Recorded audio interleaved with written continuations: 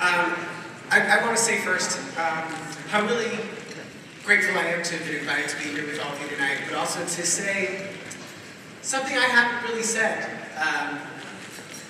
and I feel is necessary to say, which is I'm such a proud member of the queer community in Los Angeles.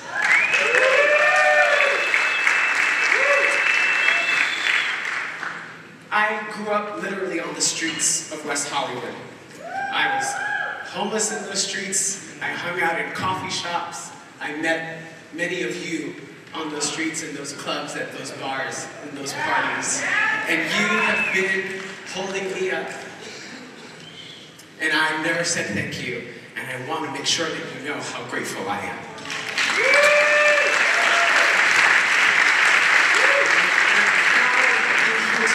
This choir, which is so much a part of the culture of our community. And in these times, when so much ugliness surrounds us, from so high on top, to live in a city that's still creating, that's still making beautiful things, and using that art to change the world. That's who we are. And it reminds me of a quote by John F. Kennedy, who said, "I am certain that after the dust of centuries has passed over our cities, we too will be remembered not for the victories or defeats in battle or in politics, but for our contributions to the human spirit." And that's what we celebrate here tonight. And I'm especially excited to be here right now to present this award and to celebrate the important work of the Gay Men's Chorus of Los Angeles. Many, many years ago, I did a show called My So-Called Life. That premiered next year will be 25 years ago, in 1994. Oh yes, we're old. Sorry to break the news to you. Start applying that lotion. Just saying, hit me everywhere. I played Ricky, an openly gay high school student.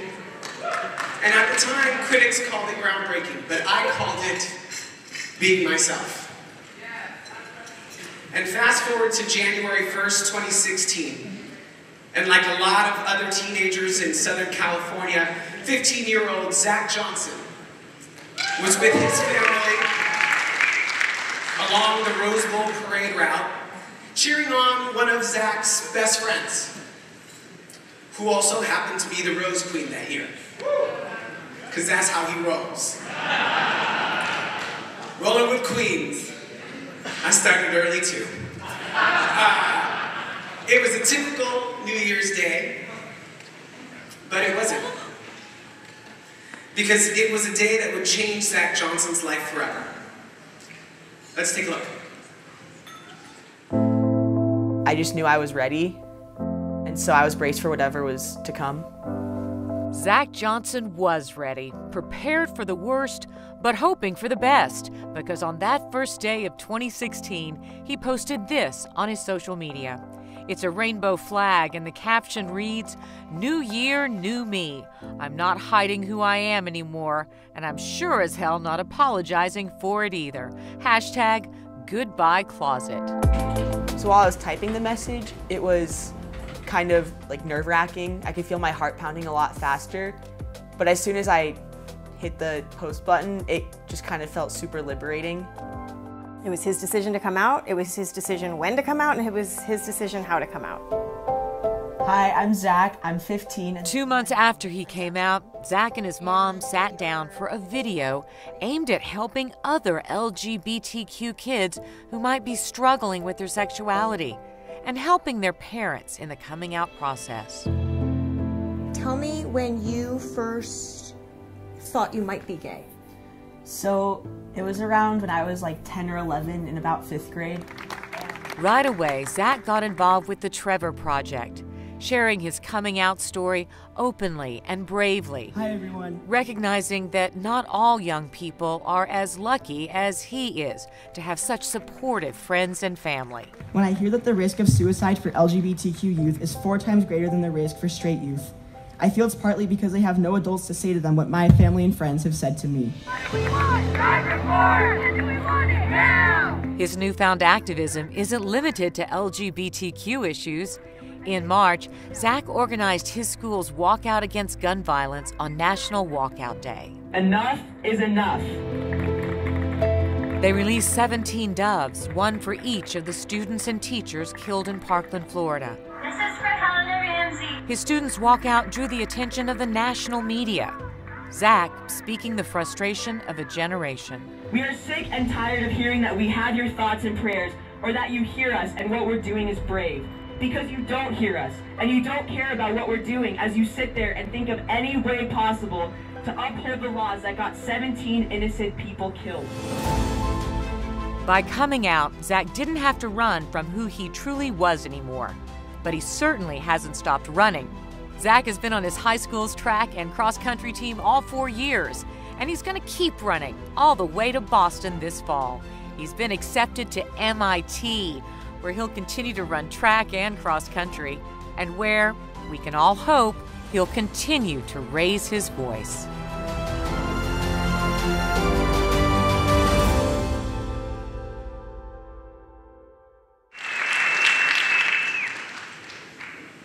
I think we've all been so incredibly inspired by the young people we have seen take part in the change in this last year.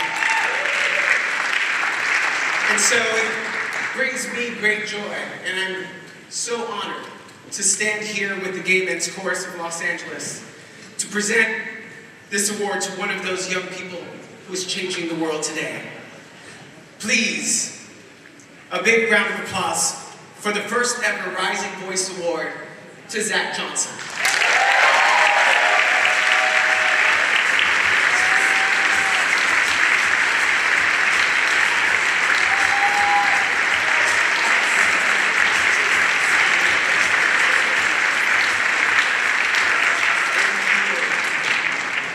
First of all, I still can't believe that my name came out of Billy Porter's mouth. Like, that's ultimate bragging rights, so just saying.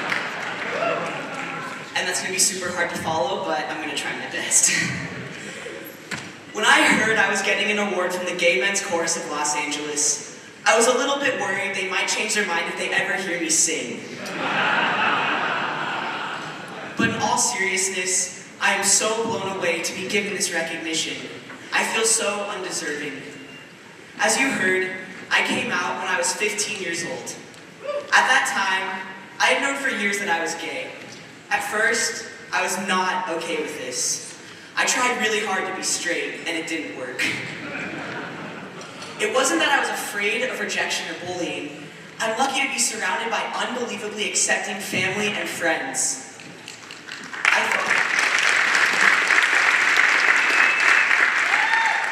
I fought my sexuality because I just didn't want to be different. I worried that if people knew I was gay, it would be the only thing that would define me. So I tried to suppress it. But then, that moment comes when you just need to be fully, authentically you to be happy. For me, that moment came on January 1st in 2016. The response to my posts on Facebook and Instagram were overwhelmingly positive. It meant so much to me to have family and friends affirm their love and support. I was even told that I was brave, but honestly, I didn't feel brave. The bravery happened a long time ago. The bravery happened in 1969 when gay customers held their ground and stood up to harassment from people on Stonewall Inn.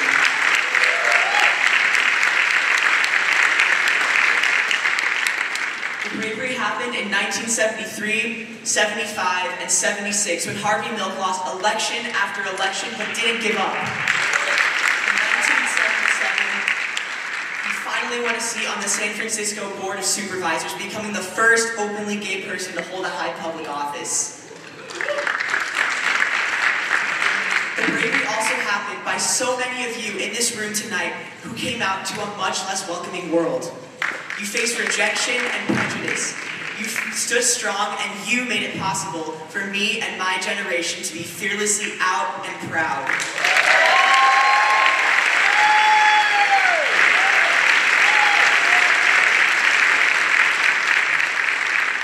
And you did more than that.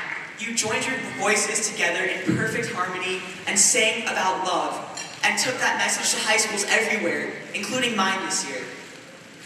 You may never meet the kids who felt empowered to be their true selves thanks to the Alive Music Project, but know that we're out there, and we're inspired by you. I found myself inspired again this year after the horrific massacre at Marjory Stoneman Douglas High School in Parkland, Florida. The survivors stood up and said, "Enough is enough." They made us realize that teenagers can make change. Organizing the walkout at my school was not my idea. I was inspired by them.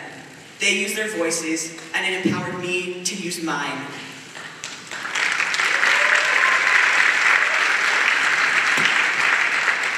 But maybe that's the lesson about using your voice. When you do, it ripples out and lets other people use theirs. So with that in mind, I promise to look at the Rising Voice Award, not as an accolade, but as a mandate, to continue to speak out, to not be afraid, and to hopefully be an inspiration to others, as so many have been for me. Thank you so very much.